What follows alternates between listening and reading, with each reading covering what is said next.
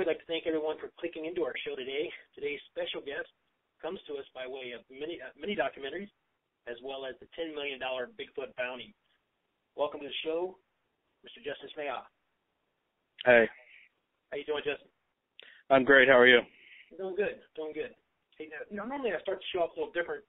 I'm going to start this interview off a little different than I normally do because it's important that everyone understand your background as a hunter or a woodsman. Before we go into the whole Bigfoot aspect of your life, and after watching some of your videos to prepare for the interview, you're obviously very skilled with the bow. And can you tell us a bit about your background? I grew up in a hunting family. That was the time that we spent together. I grew up in a family of 13 kids, so we wouldn't see our dad too often, but every weekend we went hunting. Friday, Saturday, Sunday we spent in the woods, hunting or fishing. And over the years, I've taken a lot of great animals, considered trophies or whatever, and now I look at it a lot different. Growing up, I was trying to get in the hunting industry, and I wanted to get a trophy, and I wanted to get a Boone and Crockett. I went and did a bunch of those things. I was a fishing guide in Alaska for a while, and I did all that, and now I got to the point where my whole life pretty much revolves around hunting and fishing. And I use it as a way of not really trophy hunting, but providing I'm more of a meat hunter now. Right. While you're out hunting or fishing, did you ever have any experiences that you would contribute to a Bigfoot? I mean, were you interested in Bigfoot at all before? Well, I spent a whole lot of time in the woods, but looking at it now, I can see why I never had an encounter or never had. Well, first of all, there can't be that many of these things. But as a hunter, I never really heard anybody talk about Bigfoot. I hunted my whole life at about 1,200 feet elevation in the foothills. And it's probably an area where you probably wouldn't see a Bigfoot. Then over the years, I got to go to a lot of different places. I hunted in Washington, I hunted in Oregon, Texas, and Colorado, and Wyoming, etc. And I have to say, in all those years, I never had a serious conversation with anybody about Bigfoot. I never heard anything I didn't understand. I never heard an animal and said, "What's that?" I saw some real big bear tracks once that I look back now and I'm like, I don't know if those are bear. I mean, we measured them; they're almost 13 inches long. But that would really be the only thing. I was in a cave once looking for what I thought was a bear, and I could hear it growling. It didn't really sound like a bear, but at the time it was, what else would it have been, is what I thought. And I maybe even think that now. But I never really had any exposure to the subject. We never watched TV growing up. Sure. With that being said, how did you get interested in the whole Bigfoot subject? Well, I was hunting one day. It was just a routine hunting trip. We were trying out an area that was a little newer to us up in the Sierras. Over the course of my life, I've always hunted out of Sacramento, and I started hunting about 30 minutes away from Sacramento. And then as California started to get more and more populated, started to get further and further and further away, the animals started to get harder to find. So we started going further into the forest. It was a routine hunting trip with my buddy, and we were just bear hunting. We had bear tags, we had deer tags, and we were driving down the road. It was probably 3:30 in the afternoon. This is in October of 2010. We're at about 7,000 feet elevation, so it was a little bit of a change, but we had found an area that held a lot of animals. And we were road hunting. We were going from one area to the next, set up for the evening. We had one last place that we were checking. We found an area that just had a crazy amount of berries, sour berries, red berries, blueberries. It was just hundreds and hundreds of berries in this field. And we knew that we would probably find a bear grazing there. So we decided to drive up real slow. It kind of creates a blind corner where game kind of gets trapped in between these two meadows. We came around the corner, I looked, and I saw something, and, the first half a second or 2 seconds that I saw it, it was just like it must be a bear. So I chambered my rifle from the truck. It was a forest country road. Chambered my rifle, pointed at it, and I started to realize this is not something I've seen before. My heart started to beat in a little bit of a different way. My adrenaline started to go, and I'm looking at this thing, and I'm thinking, this is weird. It's not right. It looked like a person in a suit. That was my first reaction. Probably 5-6 seconds into it, I was literally thinking that this is somebody in a suit out in the woods.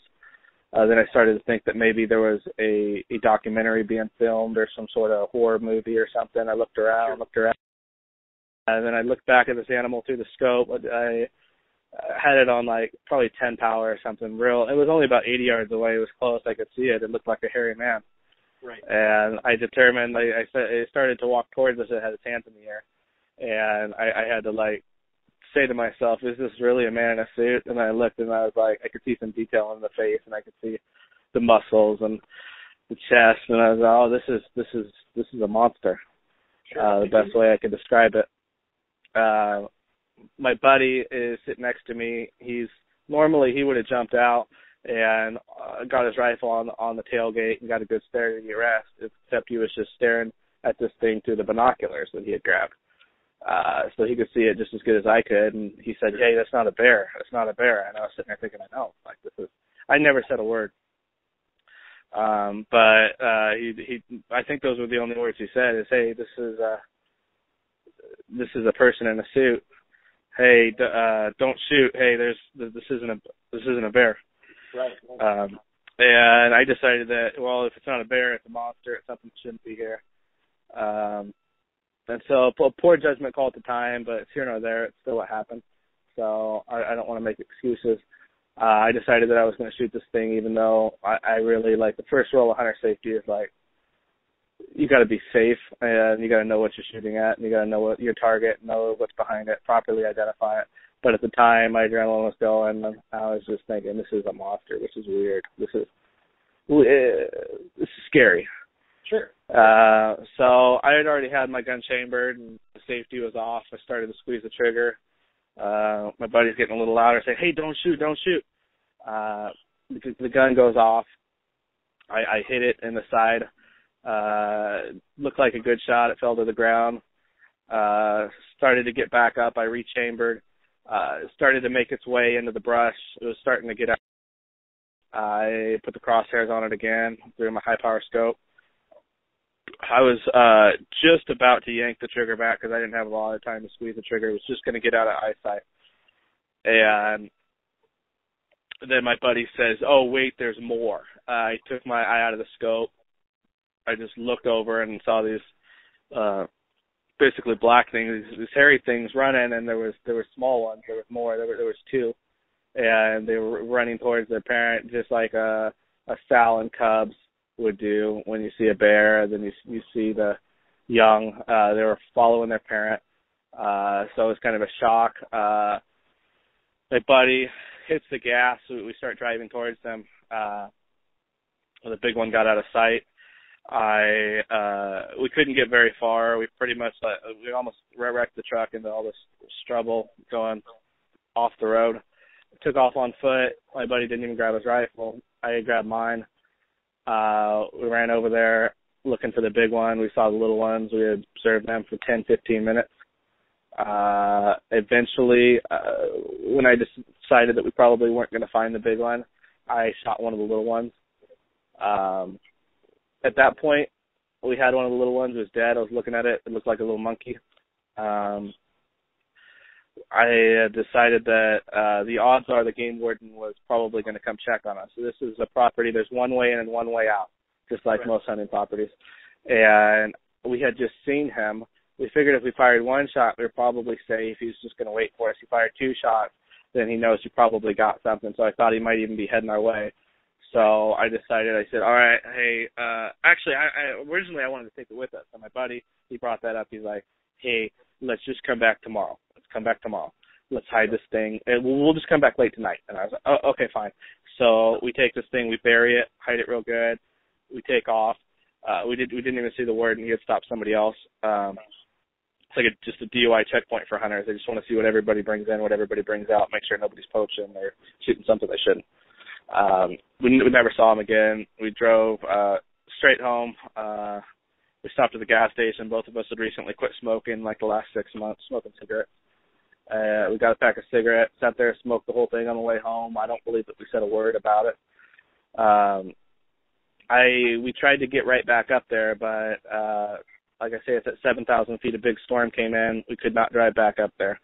Eventually I got in touch with, I started to put fillers out on the internet. Like, I started to post anonymously on forums, say, hey, you guys ever heard of Bigfoot? And I started to read everything I could. Right. It was quite a while before we got back up there. The storm, I mean, there was like 3 feet of snow on the ground. I didn't have money to go buy a snowmobile or nothing like that.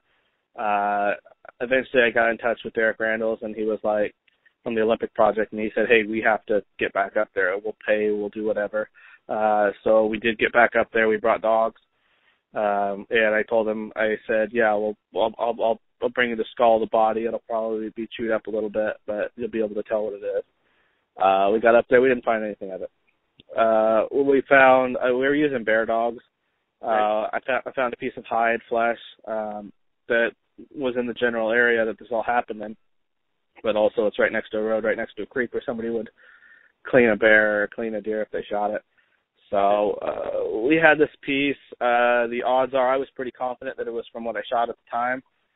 We sent it to what we thought was a reputable DNA lab. They confirmed that this was something special, that this wasn't just a bear or anything like that. And that's how I got started.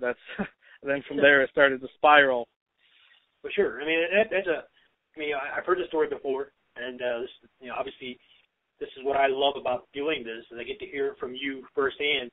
I'm going to back up just a second, though, if you don't mind. And, you mentioned you could see facial features, muscular features, things like that. Well, give me a little detailed description of the face and the body. Like, how tall was it? How wide would you guess it was?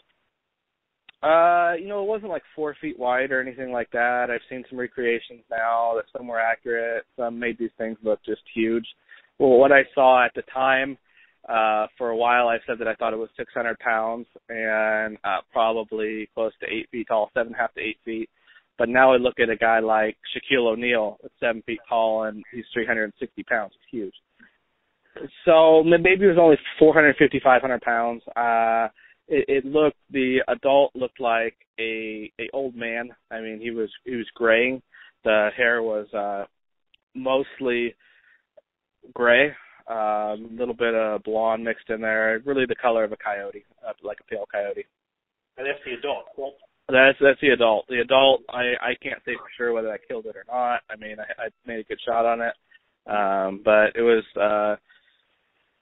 It looks a lot like the Patterson Gimlin, but very different. I'm not real good with words trying to describe it, but to me, the adult just looked like a big, hairy, scary man. I mean, he wasn't overweight or anything like that, covered in hair.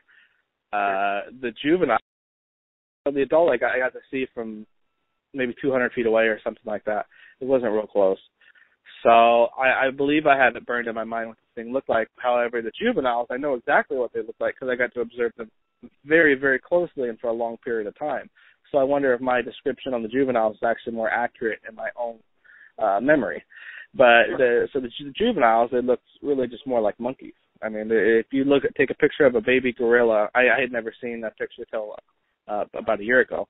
But if you look at a picture of a baby gorilla, this is really what these things look like. They were cinnamon in color, a little bit of red, a lot of black mixed in. They were about 3.5 feet tall, probably 35 pounds. They looked skinny. They looked almost malnourished. They had huge lips. They had huge heads. The heads were totally out of proportion for the body. The heads were like when you see like the midget or the dwarfs or little people, whatever they are, where they got an adult head and they got a little body. That's how it was.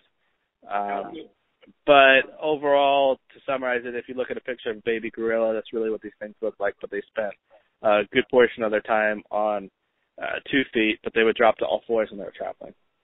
Okay, now have you seen? I'm sure you have there's some pictures out of Pennsylvania, I believe it was, and I can't recall the name of them off the top of my head for some reason. But there were some trail cam photos. The Jacobs photo. Have you seen those? Yes.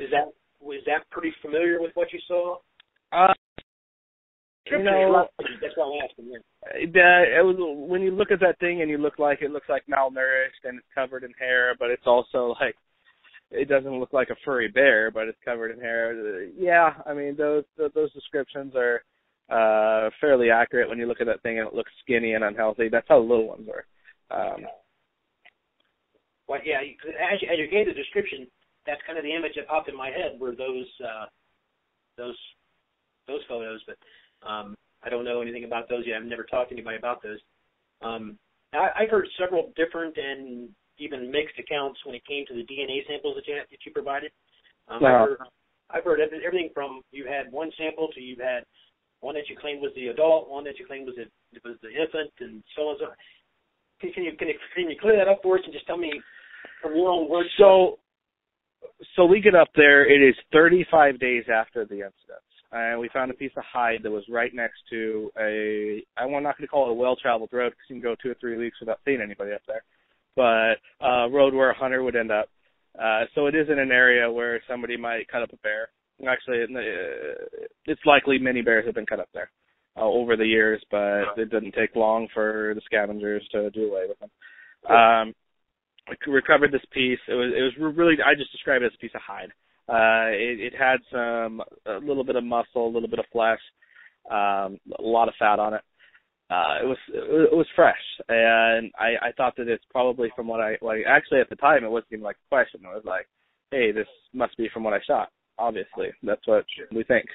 We sent it to a DNA lab that we thought was reputable at the time. That was Melba Ketchum.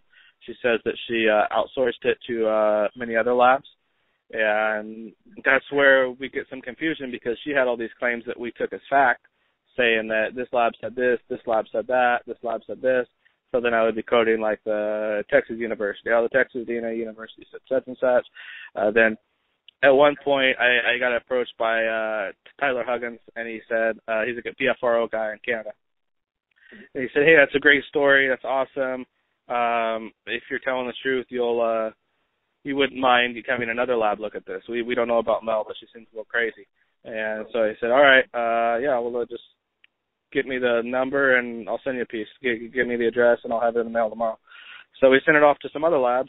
One of the labs takes almost a year and a half to give us any answers. They're actively working on it. They're saying, hey, it looks like we got something special. Hey, this is really different looking. Hey, we're getting a really strong human hit. They're saying all kinds of things like that. And then in the end, they tell us, oh, hey, it was just a bear. We were just confused. And so they tested it for a long time, and they came up with that answer. So we sent it to another lab, the lab that said that they could do a 2-week turnaround time. About 3 months later, they said, yeah, it's just a bear. Wow. So I said, well, if it's just a bear, then it's not from what I shot. It can't be because I didn't shoot a bear. I know what bears look like. I've shot lots of bears, and I've observed even more. So I said, well, if it's a bear, it has nothing to do with my encounter. Why does it take so long for you guys to tell me it's a bear? Why can't you just look at it under a microscope and say something? There was also a lot of other issues. The Canadian lab, Trent University, they said that there is no way that this could be a bear from that location. After they determined that it was a bear, they said it couldn't be. They said it had no underguard hair. They said that animal couldn't survive like that. It should have been fattening up for winter, and it just didn't have the characteristics of a regular black bear. Right. So I'm of course thinking I don't know anything about DNA. I said, oh, well, it's probably like a mixture between like a bear and like a Bigfoot, or Bigfoots are like sort of like bears in the DNA realm. And they're like, no, that's ridiculous. It looks okay. I don't know. If your DNA results say bear, then it's not from what I shot. But you got these other labs that all say that it's Bigfoot. Then later it turns out that none of these labs are reputable and that they had no proof and that they're just people making claims. So that's where we're at. So at the end of the day, to summarize it, maybe I'm going a little too quick, but I have no proof of my encounter. I have nothing that we have some interesting details. We took some people up there. They had some Class A sightings. They had some Bart Catino up in the BFRO. He was able to get some thermal footage of what we believe are 3 Bigfoots. We had a lot of stuff like that, people finding tracks, and other people actually saw them. But at the end of the day, I wish the DNA panned out, but it seems to be a dead-end road. I had blood on my boots from the animal, and one lab tested it, and they said there's no blood there at all. Another lab said there's a shit ton of blood. What are you talking about? We can get DNA out of this. So it's like, the DNA it just seems to be a dead end road. It's not as simple as just like swabbing the piece and putting it in a machine and saying what it is. I mean, either it's a bear or it's not, I guess. But at the end of the day, I don't know what it is. I just tell people that it's a bear and that I have no proof of my encounter because that's how a skeptical person would look at it. That's the conclusion they would draw based on the lack of evidence that I have. Right. Now, do you feel like science is trying to, I guess in general, and I don't know any other way to ask this, but do you think science is trying to cover up what may be out there? Well, at one point after the shooting, a long time after it, I mean, it was like, I think it was 9 months later, the fishing game department, they knocked on my door, and they said, hey, we want to talk to you. I was nervous. It caught me off guard. Every hunter's afraid of fishing game, it seems like. You're always breaking some law, even if you try very, very hard to follow them. Right. So they said they wanted to talk to me. I said, what's this about? They said, oh, we just want to come in and ask you questions. We'll be in your house for 5 minutes. We just want to come in and have a couple questions. I said, you're not coming to my house. I don't know what's going on. You guys need to tell me why you're here. And one of them kind of smirked and laughed. He said, oh, this is about the 2 Bigfoots that were shot in Plumas National Forest. I was like, I'm going to ask you guys to leave. Yeah. So they said, well, we're going to have a warrant. We're going to come back here in about 5 minutes or 20 minutes. We'll be back here with a warrant. So maybe they said. And I said, all right, well, I will see you then. So they left. I grabbed the samples that I had left in my freezer and took off driving towards the hills thinking that I was going to deliver them to friends, have them keep them in their freezer. So nothing ended up becoming of it. I had a few more conversations with Fish and Game about it. They told me that they were going to lose interest in my story. I've even approached them since then and said, hey, I would like to sit down and talk to somebody about what happened. And they were like, you know what, that's not going to happen. I said, okay, well, it is what it is.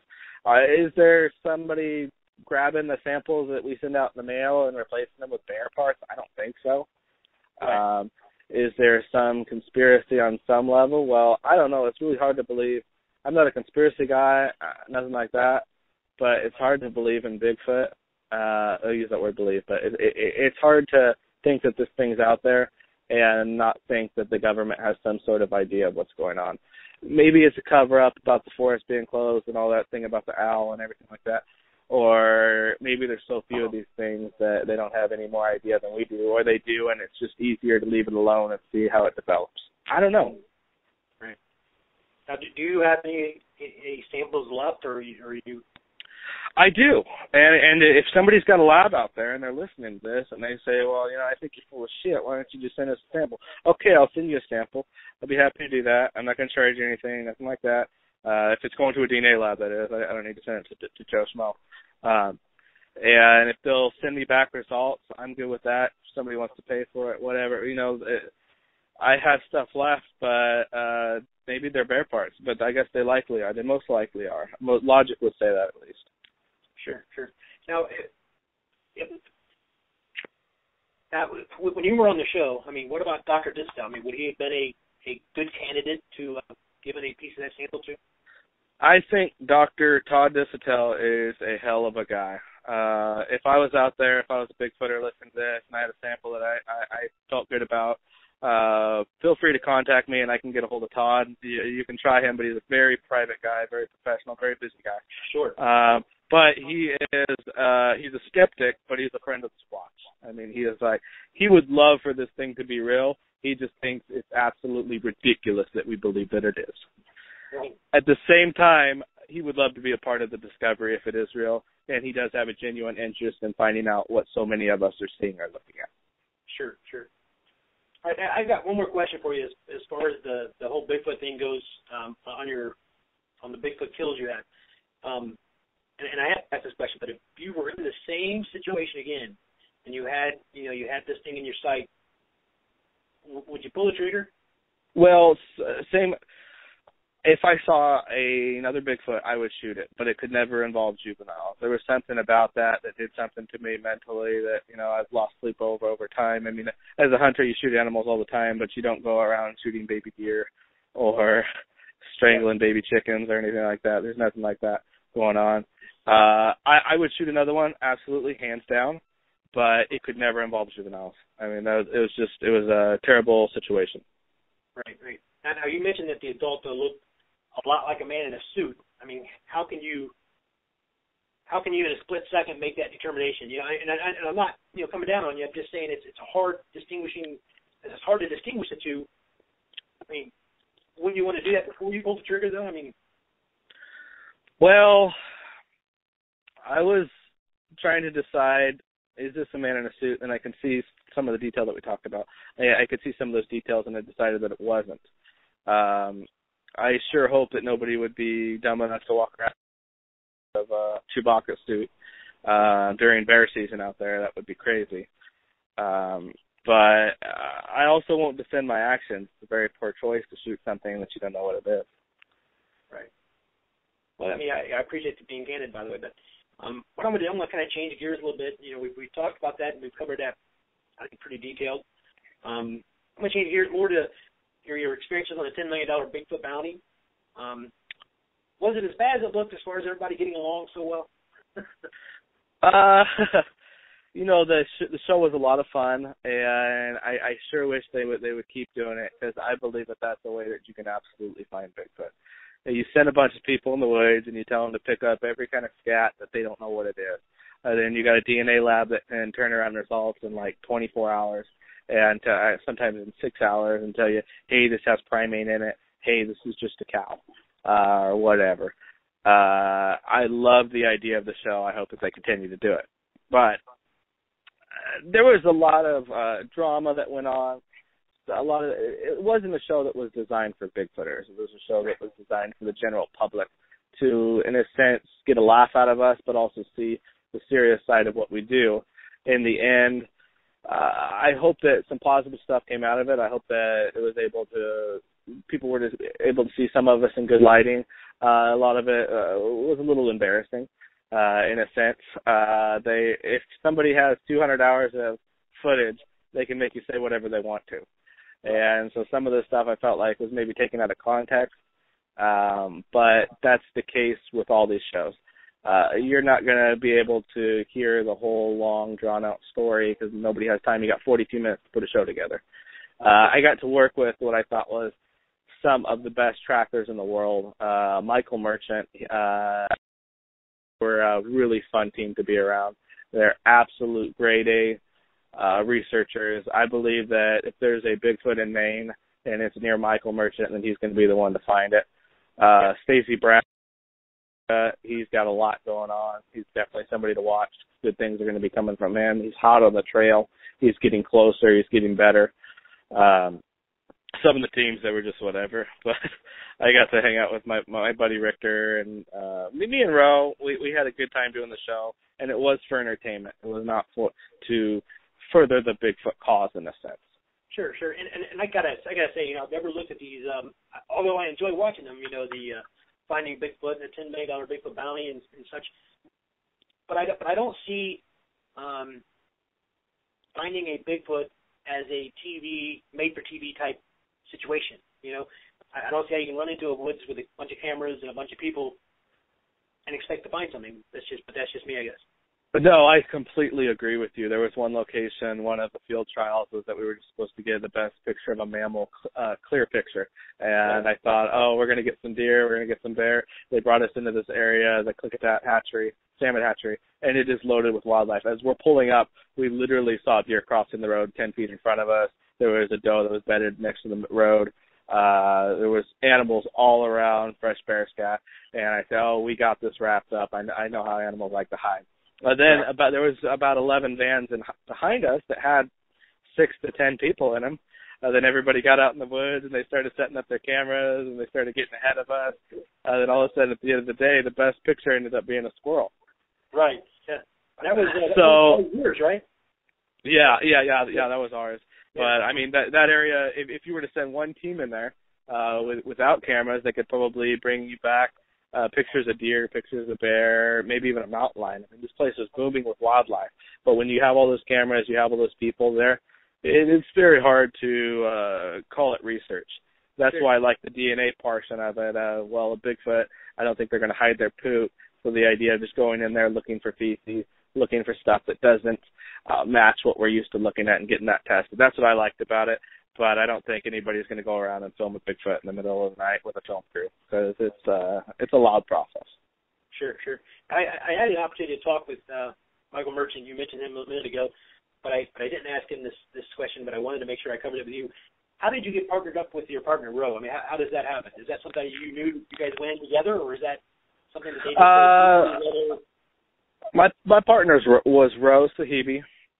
He's a film editor from L.A., and he contacted me. We were making a documentary together about my story, and he said, "Hey, would you want to do a TV show?" And I said, "Well, I mean, sure, I guess. I don't know. I mean, does it pay?" And he said, "Well, it doesn't pay very much." Yeah, well, I mean, I'll have to get the time off work, and yeah, let's try it. So he was in L.A. making connections that was able to get me on the show. He wasn't much of a Bigfooter at the start of this, but nowadays he's able to go in the woods, and he's a fair tracker. So, I mean, you guys seem like you made a good team. I mean, I think you were about the only team that didn't argue on the show. That is true. Certain people, you spend 20 minutes with them, and you can have 3 arguments. As far as Ro, we're able to get along. I don't think we had an argument on or off camera the whole time we were there. I don't know that we've ever had an argument. I mean, it's just we're out there looking for this thing, and we're like-minded. Good deal. Now, of your entire time on the show, what was your favorite moment while hunting Bigfoot with Ro? One of the nights we were with the producer and a bunch of film guys, and they said, "Hey, we'll let you use the night vision camera, and we'll go lights out." Then all of a sudden, I realized that there's 100 people in the woods driving animals or Bigfoots, and we've created the perfect situation to scare one to each other. And there was a point there where I felt like, hey, we're really Bigfooting, this could work, because you got people that were getting dropped off in all different locations, and they're all working towards the extraction point. So they're really pushing animals. We got ahead of everybody, and we were able to sit there and watch a lot of wildlife through thermal imager. Unfortunately, no Bigfoot. Right. That would have been fun. Now, as far as a viewer of the show, I think I can probably guess this next answer. But besides obviously being eliminated too early, what was your least favorite moment on the show? Well, a lot of it didn't make the film cut. There were some people there that I would tell my story, and then they would take 2 or 3 words from it and twist it, and they just didn't. They just weren't good at listening. They weren't good at listening to the details. They thought they had it all figured out. Just some people that were a little cocky. Least favorite part of the show, I didn't like the way some of it was edited. It was edited for entertainment. But I was like, oh, hey, did they miss that? They missed all this good Bigfoot stuff. Like, we found what we thought was, and this will sound silly, but a Bigfoot tree stand. It was this tree that was, it looked like, actually, either a machine put this there or a Bigfoot put this there, but the tree was moved onto another tree to where you could walk up it. Ro actually went and got on top of the tree and was sitting there, and I was like, that's what I would do. I would make a tree stand. And it was over a trail right where deer would be foraging, and there was some stuff that I thought would have been cool to show, but they probably picked the most entertaining stuff for the majority of the viewer, and that's fair. Well, I would have guessed wrong. I actually thought you would have said, and I got to bring this up, as a viewer, it was pretty funny, but I'm sure it wasn't funny to you when he said it. But the Todd Distel comment about the horse crap. That was like that's Todd for you. He's all business, and then all of a sudden, like, his time clock goes up or whatever, he's done working, and he's like, all right, guys, let's go have some beers, let's go hang out, and let's talk about Bigfoot. And we're like, what just happened? Like, you just went from, like, the meanest guy in the world to the nicest guy in the world, and that's how he is at work. He is all business. Sure. My opinion is that I did not turn in horse poop, and my opinion for that reason is where it was located, and the stuff that was in it had a bunch of wood, had a bunch of beetles, different things like that. So I think that the samples got mixed up. That's my opinion. We also turned in another hair sample that night that they say came back as horse, but we found it in the bottom of bear den. So I'm not saying that Todd made a mistake. We could have mislabeled our stuff. He was doing 100 samples that night. I don't believe that I turned in horse poop. I've been around horses literally my entire life. I've been 200 yards from horses. Sleeping, either our neighbors have had horses or we've had horses. So I'm pretty familiar with what that looks like, but I'll make some claims. We got egg on our face, stuff like that. We'll say, this is from a Bigfoot. And a lot of that was dramatized.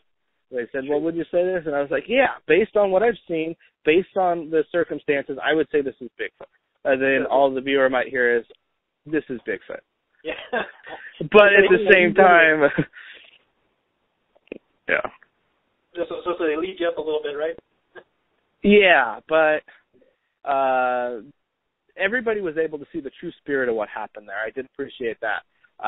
With me sitting in front of everybody making my claim, hey, I shot 2 Bigfoot, and we think we got DNA to prove it. Then figuring out later that the DNA, that was before the whole Sykes thing and all that. So there were some things there that didn't go as smoothly as they could have, but everybody was able to see the true spirit of it. We got a lot of guys in there that are saying this is from a Bigfoot, and then you got a lot of more credible researchers that research differently that say, hey, based on the evidence, we believe that this could possibly be from an unknown primate. Right. Then you'll have a guy like me or a guy like maybe Bobo, like that'll say, oh, it's Bigfoot. And I could discredit some researchers. I could be whatever. I'm going to have fun with it. Sure. Now, obviously, when you made that comment, by the way, the camera, of course, went right to your face. I'm sure you're aware of that, and you look pretty perturbed. I got to tell you, I was so shocked because I still don't think it's horse poop. I genuinely don't think that. And so for him to say that of all the animals, and then to realize where we got this from, and to realize like horses don't poop next to trees and bushes. Like it was like we had to clear this area out just so the camera could see it. But I'm okay with him calling bullshit if that's what he feels. That doesn't bother me. Right. I gotta say the only reason I mention that again is because that was, and not because of you, but because of what he said. It was probably my most favorite moment of the show, and I watched every episode religiously. I enjoyed it immensely. I didn't think anybody would find Bigfoot, of course, but I really loved the show. Now on the show, they made approaching the judges, to discuss, your evidence look pretty intimidating. Was it really that bad, or was that a lot of? Yes, it was that bad and more. There was very heated arguments. One thing they didn't show is us going back and forth with the judges. They showed a lot of the judges telling us we're wrong, and not saying, hey, you don't know about Bigfoot. You don't know about this thing. You're just saying this thing's not real. You just want science to back you, and we're saying that we're looking at this thing and it's real. You're the one that's falling behind because you haven't found the evidence. And there was those eliminations would start at 10 p.m., and they would go on till it got light in the morning. It was very long, drawn out. We would have anywhere from 5 minutes to 45 minutes to plead our cases. So there was a lot of that. Then the viewer gets to see maybe 20 seconds of each team. Right. And I understand that. They don't have, I'm not faulting the production company. They can't show everything. Right. They got to summarize it and crazy statements in. They got to make it entertaining. So I get that. But those eliminations were very intense. Right. Well, they did show one of the brothers that were there. I can't remember their names, unfortunately, but one of the brothers, he actually kind of lit into them a little bit once. I remember that. The Indians, Dave and Dan, they are a really fun group of guys. You would never believe it. Like, those guys, I mean, you look at them, and they're big boys, and it's like, oh, how are they going to get around the woods? They were trekking along. They were out there looking. They were doing their spiritual stuff. I don't really follow that, but they're giving it their effort. That guy, Daniel, actually, he's the only witness that I've ever known of that has seen a Bigfoot knock on a tree with a branch.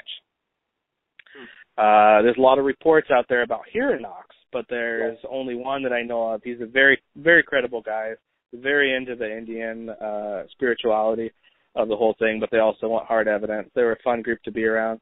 Dave got fired up one night. Well, they both did, Dave and Dan. They let the judges have it a couple times because they felt like they were getting the short end of the shaft. Right. And we all did at a certain point. It was definitely a great show, and I've only got one more question on the show, and out of all the teams that were there, which one did you enjoy being with the most? Which one did you enjoy hanging out with the most? I'd have to say that I have the most fun with Michael Merchant. He is a crazy guy, and he is two people can meet somebody and they can get a totally different reaction from the guy. I'd be sitting there watching it with my family, my cousin, his wife, my wife, and one of my cousins is just like, I can't stand this guy. I want to leave the room every time he comes on and starts talking in a squeaky little voice. Then my other cousin's like, no, this guy's great. This is the only reason I watch the show. We don't know what he's going to do next. He sucked off a slug. So I have the most fun around Michael. He is a hell of a woodsman. He's a hard ass in a lot of senses. Sure. But he's a fun guy to be around, and I do think that we're going to see good things come from him. Oh, yeah. I agree 100%. And through my correspondence with him, I got the same opinion. I mean, very open and very abrasive, but he'll tell you as it is, and you got to respect that, and you got to like him for it. Mhm. I said you got to respect that. You have to like him for that. Absolutely. All right, Justin. Tell us what you got going on now. I mean, what's the future hold for Smeja? Well, for me, it's become. So I did one show, and it led to another show, and it led to another show, and then I've had a couple people produce. Most of the film industry, you film in the summer, they edit in the winter. So this summer I've been approached about doing a couple shows, and I'm probably going to take one of them up on their offer, or whichever one's going to allow me the most time in the woods and allow me the most realistic chance of finding Bigfoot. Sure. A lot of these production types, they have lots of promises, and then when it comes down to it, they're trying to make a TV show. They're not trying to find Bigfoot. So I also won't do a show. I already told one company this. I said, I won't do a show that's going to stop me from being in the Sierras this summer. So you guys can come to the Sierras. You can do what you got to do. I have to be able to give 110% this summer finding Bigfoot in my area, and it's really only an August, September sort of thing. It's very seasonal up there because of the elevation. So I'm going to be Bigfooting. I'm going to try to bring real evidence. You're not going to see any videos of me. Well, you might see one or two of me documenting trackways and stuff like that. That's all great. That's awesome. But we got enough plaster cast. I want the real thing. I want a clear picture, or I want to find a den that has good DNA. So right now I'm hitting the gym 4 times a week, and I'm trying to get in good enough shape that I can become the ultimate predator and find Bigfoot. Good deal. And that's great. And I wish you luck with that, and I hope you do. Anybody but, I refuse to say his name on the show. I'll just say anybody but the guy who claims to. I've already done it. See, somebody asked me that. They said, "Well, do you wish Rick Dyer's body was real?" We all know it's not, but do you wish it was? And I said, you know what? I guess I'd be okay with that. I mean, if I could pick one person not to find him, sure it'd be him.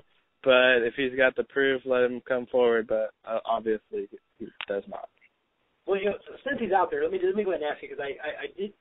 When I first started doing this, and I talked to Derek Randalls, who you brought up earlier, I did mention Rick Dyer to Derek Randalls, and I felt bad ever since, and I was like, I'm not going to do it again. But since you did, okay. Well, what is your opinion on Rick Dyer? Well, I think it's as simple as this. You can take and you can pull my credit report, the business transactions that I've had in my life. And some people, they get in a hard financial situation, they got to quit paying bills or whatever. But you look at my past, and you're going to find nothing but good things. You're going to find that I've always paid my taxes, I've always paid my bills, I've never been involved in fraud. I go to church. I try to be a good person, and I have a good reputation before this, mind. Now I'm just some other crazy guy like the rest of them. But I had a good reputation, and I had nothing going against me. You look at him and you see the opposite of that. You see a guy who has eBay fraud charges. You see a guy who says he killed his neighbor's dog. You see a guy who has, he beat his wife or did whatever. And it's all like public record. There's no disputing that this guy is basically a piece of shit. I mean, right. He is really not a good person, and he's done hoax after hoax after hoax. people started saying, well, what if he's got the real thing this time? Well, then he should quit crying wolf. I mean, it wasn't even a year ago that he said that he had a juvenile Bigfoot. He made a big thing out of it. He said he had captured it. It was alive. He pays, some guy, I think it was Steve Cole, he paid his own money to go and fly and see this thing, knowing that it was probably bullshit, but he paid his own money. He gets off the plane and Rick says, haha, just joking. This isn't a guy that's done one hoax or two or three or four or five. This is a guy that's probably done a dozen or 24 hoaxes in the past. To me, it's my opinion, and this is going to sound like an outrageous statement, but I've been known for him in the past. It's my opinion that if Rick Dyer had not done the 2008 hoax, where he said that he had a body and did all this thing, it's my opinion that I could have got backing to go up there. And when I made my claim on the internet, just in the hunting forum, it would have gotten recognition, and people would have said, hey, let's pay money, let's go up there, let's get snowmobiles, let's do a chopper, let's go bring 200 people in the woods and find this body. And because he had tarnished our names and made us all look like jackasses, then I just looked just like he did. I just looked like another crazy guy saying that he shot Bigfoot. And so to me, he's offensive at best. Right. Well, it's funny because, when in the past when I would, I've been known to get on and do some pretty, we'll say, hardcore debates online with people in the Rick Dyer world. The one thing I keep hearing a lot was, well, how come nobody does this to Smeja? How come nobody, and it's like, he's not carting the thing around in the back of the truck. He's not. Yeah, well, that's one of the things. Yeah, that's this guy's saying that he has proof, and one of the things that you'll hear me say over and over and over is, I have a claim, just like a lot of people, that I had an encounter with a bipedal primate. I'm saying that I have a claim, but I'm also saying that I got no evidence to back it, and it's just my word. Right. Which you came out and said right away in our interview today, which I would call classy, and that was a good move. Well, Justin, I tell you what, man, I appreciate your time today. As always, no problem. I always let my guests close out the show with anything they want to add. I don't know, whatever you got, something maybe we missed, something else you want to say, but the floor is all yours. Well, I wasn't planning on plugging my movie, but we got a movie that's called Dead Bigfoot. You can go to deadbigfoot.com and do a streaming download. It's my story, a little more detailed than we were able to get into. That there's a reenactment of me going through and showing people what happened. Once they're able to see that, I haven't had one person that rented the movie that said, hey, that was a waste of my $3. I've had perhaps 500 people tell me, oh, wow, I have a completely different perspective. It's not going to make you believe my story. There's nothing like that in there. It's just me telling my story, then you get my perspective of it. So if you guys have an interest in anything that you've heard tonight about me or my story, I would encourage you to go in there and look at it. If not, if you want to contact me, you could use Facebook. I'm pretty easy to find, or you could check out my website. Even if you want to see the artist renderings or anything like that, they're about the 4th post down right now. My website's justinsmeja.com, Smeja. I don't update it very much, but there's some Bigfoot stuff on there, and you can contact me through that directly through email. Great. So yeah, I'm sure I will. I'd definitely be interested in seeing it myself.